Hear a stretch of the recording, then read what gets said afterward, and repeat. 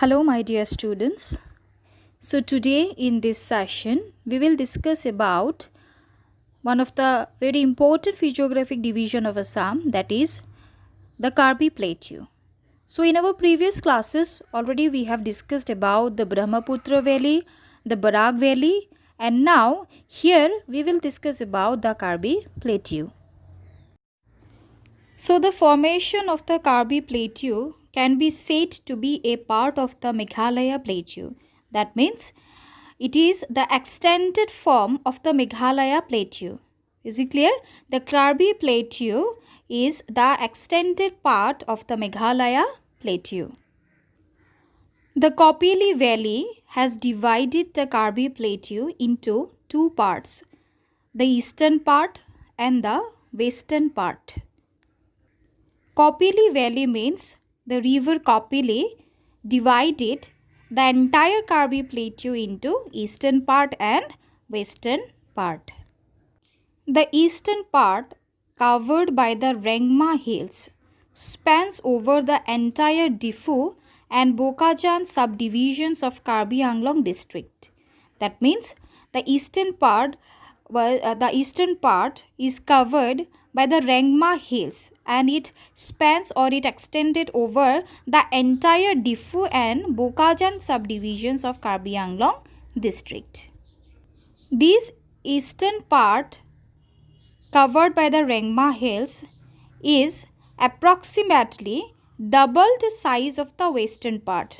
Always remember that the eastern part of the Karbi Plateau, that is covered by or surrounded by the Rengma Hills, is double the size of the western part of the Karbi Plateau. On the other hand, the western part of the Karbi Plateau covers the Hamren subdivision of the district. This part has an average height of 900 meter and it slopes from southwest to northeast.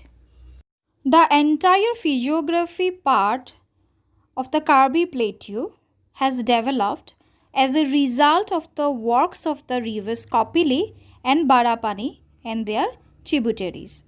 Always remind that the entire formation of the Karbi Plateau is quite developed as the result of the works of the rivers Kopili. Works means what? Entire the erosion, transportation and deposition. These are the three works of the river Kopili and the Barapani and their tributaries, and the resulted form is what? The Karbi Plateau, and which is known as the extended form of the Meghalaya Plateau. So they don't get confused that the Karbi Plateau forms from the works of the river Kopili, Barapani and their tributaries, and it is the extended form of the Meghalaya Plateau.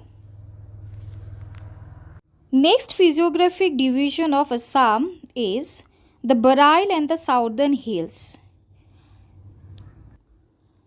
The part of the Bareil range extending westward from Thanseng across Nagaland, which spans over the entire North Kachar Hills district of Assam.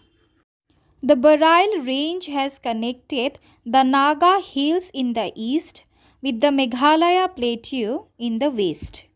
This range is also divided the North Kachar Hills region into two parts. So always remember that the Bareil range has connected the Naga Hills in the east with the Meghalaya Plateau in the west. And this range has also divided the entire North Kachar or the NC Hills regions into two parts. The north sloping part of the Bareil and the Southern Hills falls within the Brahmaputra Valley, while the south sloping part of the Bareil and the Southern Hill falls within the Barak Valley. So always remember that the northern part of the Bareil and the Southern Hills falls within the Brahmaputra Valley, and the southern part of the Bareil and the Southern Hills falls within the Barak Valley. and the north sloping part is relatively lower than the south sloping part. Always remember, that means what? The north sloping part, that means the part which falls in the Brahmaputra valley, is relatively lower than the part, that is the south sloping part, that means which falls within the Barak valley. So the southern part that falls within the Barak valley is much more larger or higher than the north sloping part that falls in the Brahmaputra valley. The next part is the climatic characteristics. So, geographically, Assam falls under the subtropical monsoon climate. As already, when we have already studied in our India chapter, we came to know that India enjoys the tropical monsoon type of climate, and as Assam falls under the subtropical region, so Assam enjoys the subtropical monsoon type of climate. The state of Assam witnesses heavy rainfall in the summer season of the year, dry condition in winter season, and almost always excessive humidity and relatively somewhat low temperatures. Is it clear? That means Assam always face heavy rainfall in the summer season of the year as it enjoys the monsoon type of climate, and one of the main characteristic of the monsoon type of climate is what? Heavy rainfall during the summer season and dry condition in the winter season, and it also experience excessive amount of humidity and relatively somewhat low temperatures as compared to the rest of the part of the nations. The climate of Assam is basically influenced by monsoon wind. The geographical variations have made the climate quite diverse. So remind, the entire climate of Assam is basically influenced by the monsoon wind, and the geographical variations have made the entire climate a quite diverse type of climate. Variations in geographic location, topography, water surface area of Arabian Sea, Bay of Bengal and the Indian Ocean and southwest monsoon wind, etc. have made the climatic characteristics of the state quite different in different places. Always remember that the climate of Assam is quite influenced by the variations in geographic location as it locates in the northeast of India, its geographic locations, its topography and the water surface of Arabian Sea, the Bay of Bengal and the Indian Ocean and also the southwest monsoon wind. So, these have made the entire climate of the state quite different in different places. The impact of seasonal variations in changing air pressure of the northwest Indian landmass can also be observed in the state's climate. Besides, the presence of local winds like mountain wind, valley wind, rivers, including other wetlands, greatly influences the local climatic characteristics of the state. Is it clear? That means the presence of local winds like mountain wind, valley wind and rivers including other wetlands greatly influences the local climatic characteristics of the state. The air temperature of the Brahmaputra and the Barak Valley regions remains slightly higher than the neighboring hill region. It is because of this a kind of low pressure is formed locally in the plains during summer season. Is it clear? So, whenever we compare or we see the temperatures of the plain region, that is the Brahmaputra and the Barak Valley region, with that of the temperature of the mountainous or the hilly areas, then we find great differences, such as the air temperatures of the Brahmaputra and the Barak Valley regions remains slightly higher than the neighboring hill region. So why this happens? Because it is only because a kind of low pressure is formed locally in the plains during the summer season. Is it clear? Because as we know, we have already studied in the atmosphere chapter, that is whenever there is a high temperature, then low pressure area is quite developed. Is it clear of you? The Himalayan mountain range and its branches spreading on the north and the east of the Brahmaputra and the Barak valleys obstruct the warm and moist monsoon wind blowing from southwest in summer. As we know that monsoon wind can be classified into two types, that is what? Northeast monsoon and southwest monsoon. Is it clear?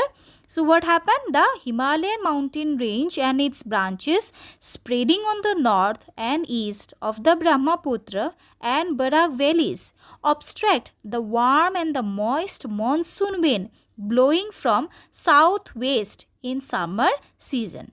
Is it clear? Besides, these mountain ranges also protect this state from the problem of excessive cold wind blowing from Tibetan Plateau towards India in winter. So, these Himalayan mountain ranges and its branches spreading on the north and east of the Brahmaputra and the Barak Valley also act as a kind of barrier that helps from the problems of excessive cold wind that blowing from Tibetan Plateau towards India in winter season. On the other hand, the clouds carried by the southwest monsoon wind after crossing Meghalaya Plateau and other southern hills result in heavy rainfall, particularly in northeastern part of the Brahmaputra Valley in summer. Is it clear?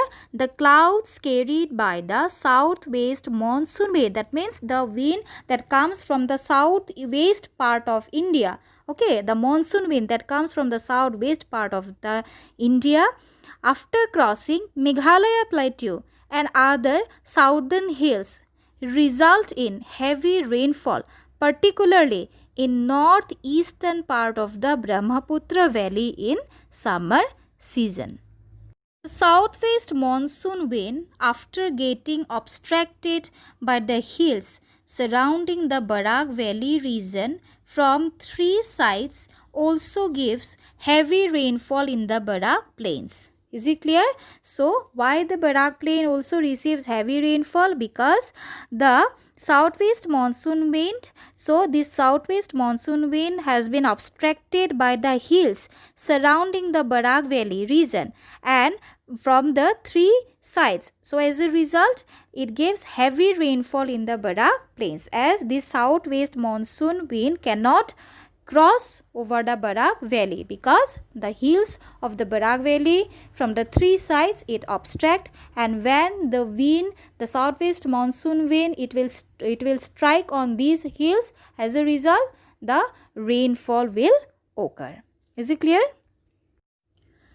Depending on the variation in energy of the monsoon wind, that means how much in the energy of the monsoon wind, or in what velocity the monsoon wind blows, and the amount of accompanying water vapor, that means when the monsoon wind will carry water vapor. Is it clear? We know that when the rainfall will occur, that means when the wind will carry some kind of water vapor. Is it clear?